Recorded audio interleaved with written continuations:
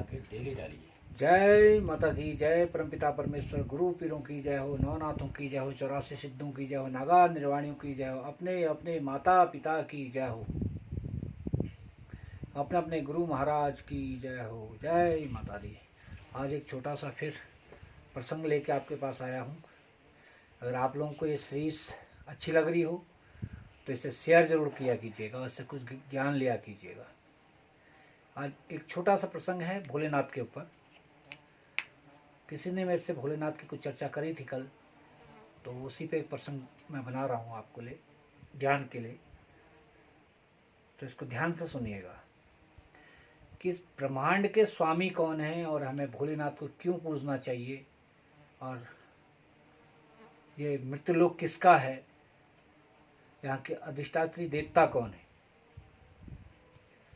इस भूमंडल के मालिक कौन है, इसी के ऊपर एक ज्ञान चर्चा है।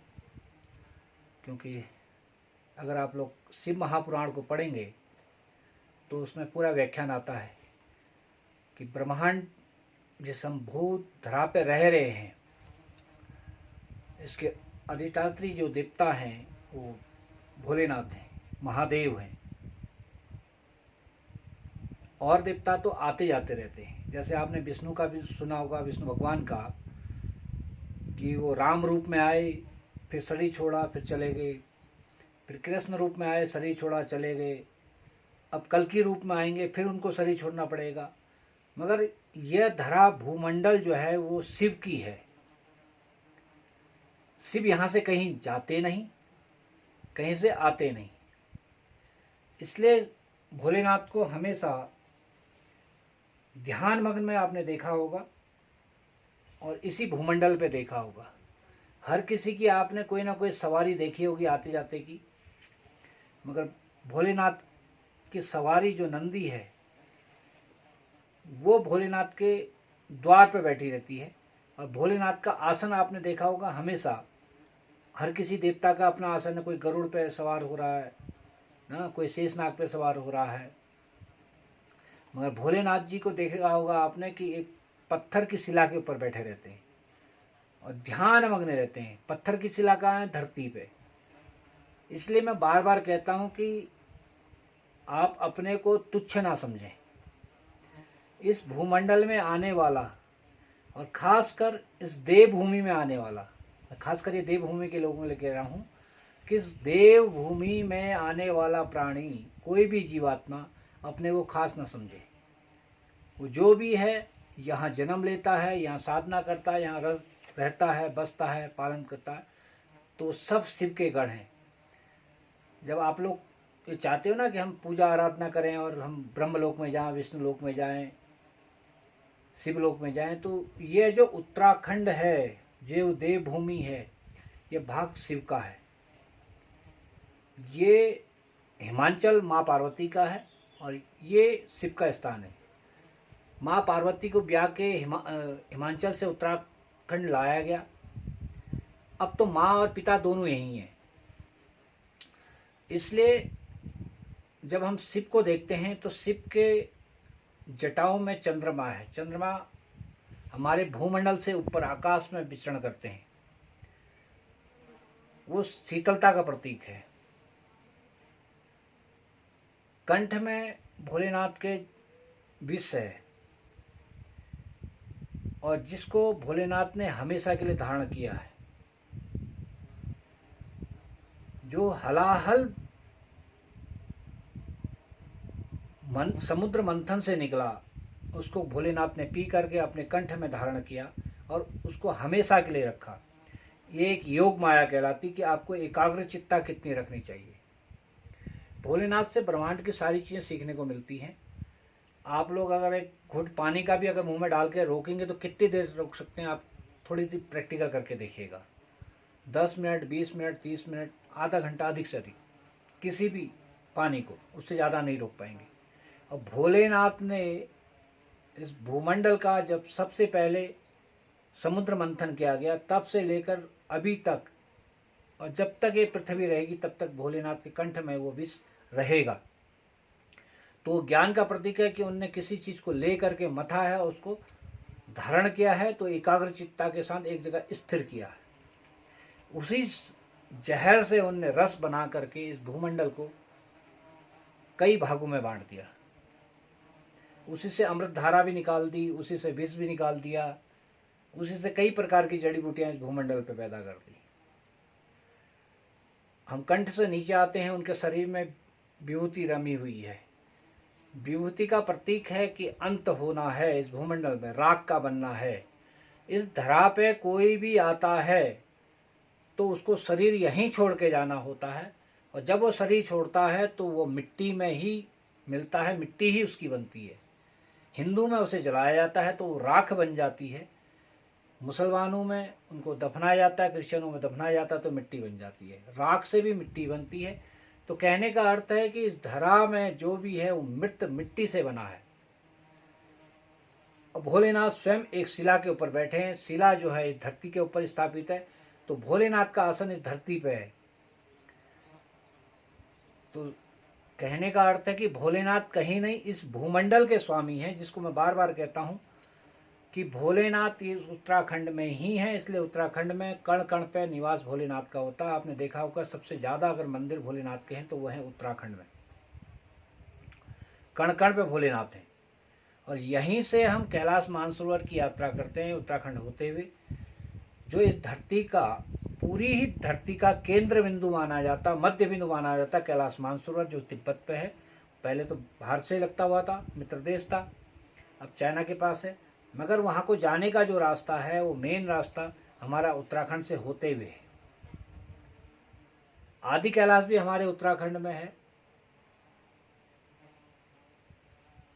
तो कहने का अर्थ है कि अगर हम भोलेनाथ को पकड़ते हैं, आपको सुख है, दुख है, कष्ट है, किसी भी प्रकार का कष्ट हो, वो भोलेनाथ वो हैं जिनके पास हर चीज़ है।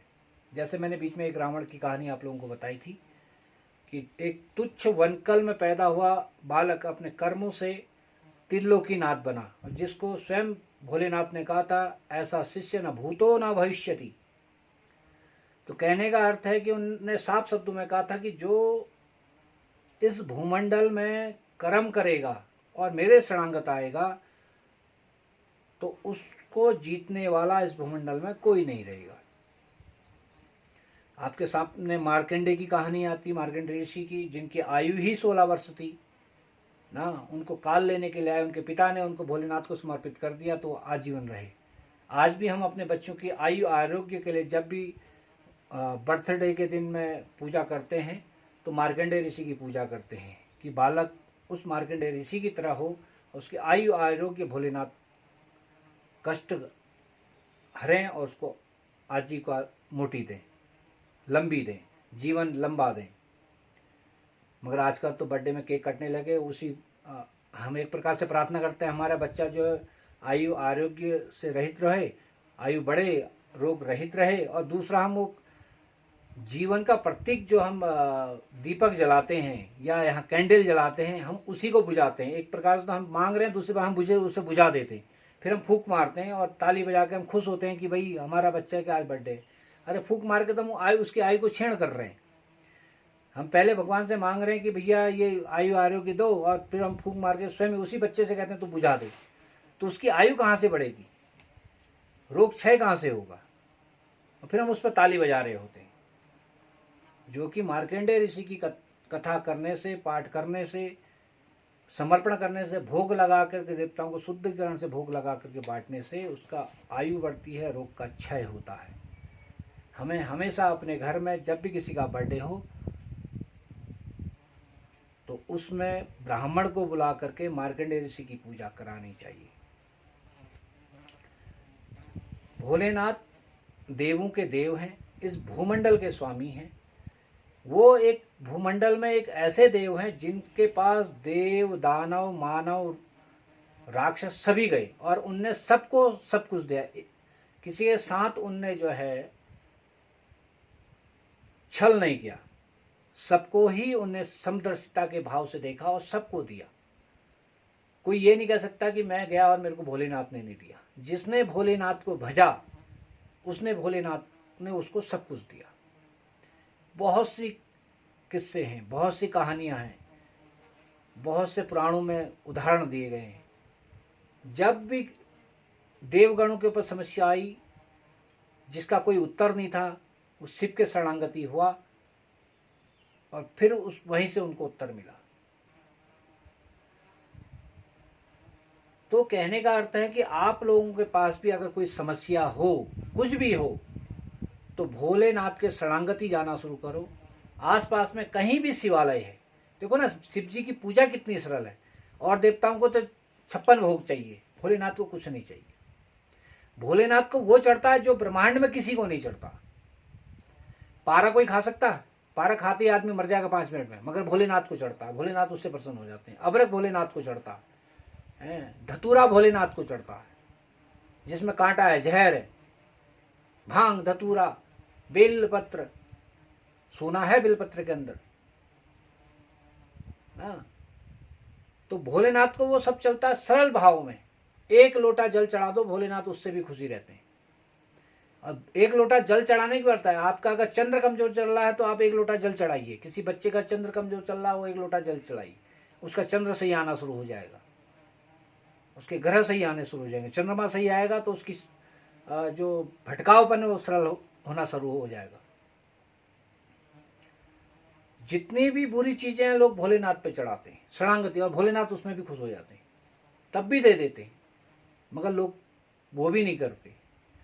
लोगों के पास 1 लोटा जल चढ़ाने का भी समय नहीं, फालतू गप्पे मारने का समय है, रील देखने का समय है ना, फालतू की चीजें करने का समय। मगर सवेरे उठ करके 1 लोटा नहा धो करके 1 लोटा जल ओम नमः शिवाय से चढ़ा दीजिए। बहुत बड़ा कठिन मंत्र नहीं है, कुछ नहीं है तो ओम से चढ़ा दीजिए। इस ब्रह्मांड का सबसे शक्तिशाली मंत्र है ओम, उसी से चढ़ा दीजिएगा। आपको कुछ नहीं आता है तो ओम नमः शिवाय से चढ़ा दीजिए, महामृत्युंजय मंत्र से चढ़ाइए, मृत्युंजय मंत्र से चढ़ाइए। भोलेनाथ के 1008 नाम है, उनमें से किसी एक नाम को पकड़ लीजिए, किसी भी एक नाम से चढ़ाइए, देखिए आपका कल्याण होता है नहीं होता। अगर इस भूमंडल में आकर के आप खासकर हिमालय परिक्षेत्र और उत्तराखंड में आकर, देवभूमि में आकर के आपने अगर भोलेनाथ को नहीं भजा तो आपने कुछ नहीं किया। सीधा सा उदाहरण देता हूं कि कितने बड़े भी सिद्ध हैं इस भूमंडल में, आप किसी की भी कहानी पढ़ लीजिएगा, जब तक वह ये उत्तराखंड नहीं आए, देवभूमि हिमालय पे नहीं आए, तब तक उनका तारण नहीं हुआ, तब तक वो सिद्ध नहीं कहलाए।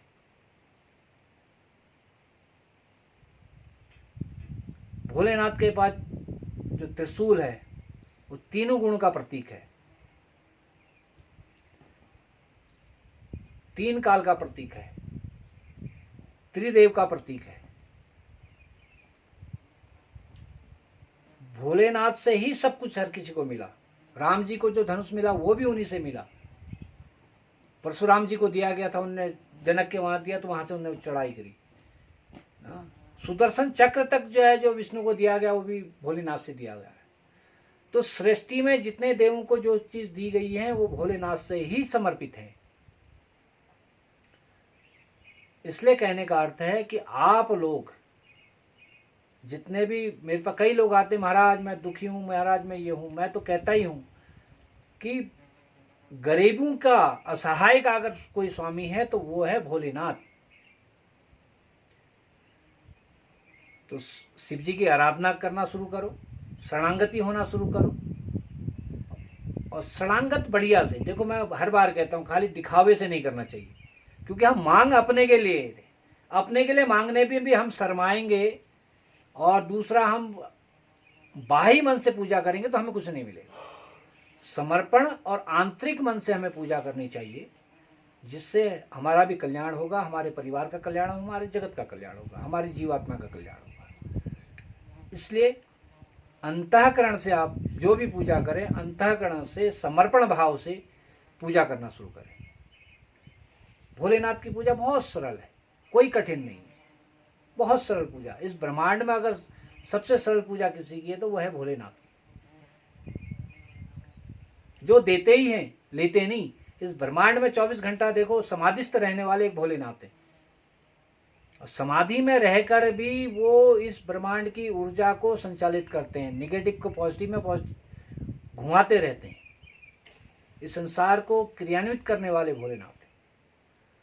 इसलिए भोलेनाथ की पूजा करिए, उनके शरणागत हुए और हमेशा कुछ ना कर सकें तो रोज एक लोटा जल ओम से या ओम नमः शिवाय से या ओम त्र्यंबकम यजामहे सुगंधिं पुष्टिवर्धनम उर्वारुकमिव बंधनात् मृत्योर्मुक्षीमामृतात्, इस मंत्र से या इसके आगे गायत्री संपुट लगता है ओम हुं जुं सह, लास्ट में फिर इसका उल्टा कर दीजिए, स्वाहा करके इसको करिए।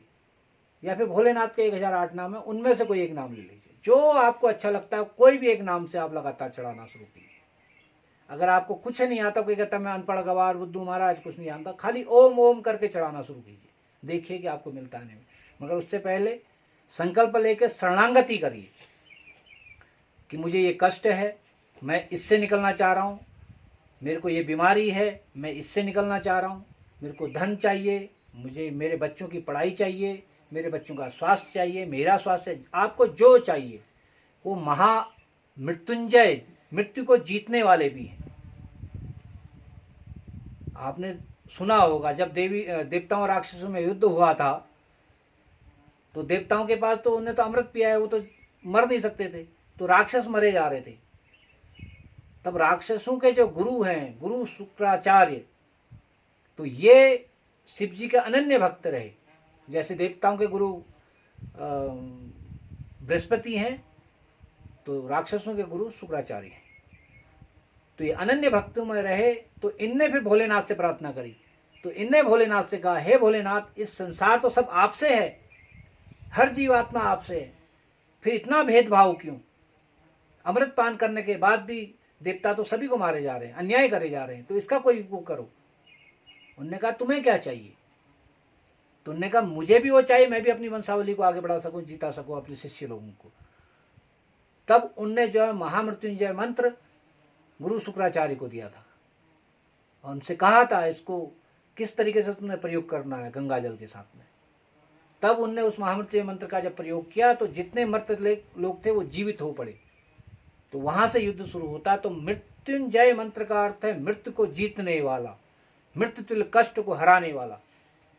कोई भी कष्ट हो तो आप उस मंत्र को ढंग से याद कर लीजिए और उसको करना शुरू कीजिए। अब भोलेनाथ के शरणागति हो जाइए, देखिए कि आपको मिलता है या नहीं मिलता। भोलेनाथ के पास हर चीज का इलाज है, हर चीज का, क्योंकि जितनी भी जड़ी बूटियां हैं सब भोलेनाथ से हैं। सब जहर भी है तो वो दवा भी है ना।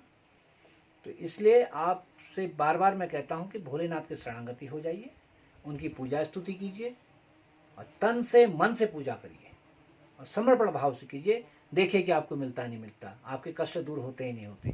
ठीक है, आप इसको करना शुरू कीजिए। भोलेनाथ आपका कल्याण करे। और जब भी आप हिमालय आए, देवभूमि आए, तो देवभूमि में एकांत किसी भी शिवालय में बैठ करके कुछ क्षण बिताएं, कुछ समय बिताएं, कुछ दिन बिताएं और एकांत की जीवन जी करके यहाँ पे भोलेनाथ को भजें। देखिए कि आपका जीवन कैसा सुगम होता है, सुमय होता है। आप करके तो देखिए, जब करेंगे तो मिलेगा। बिगर करे इस संसार में किसी को कुछ नहीं मिला।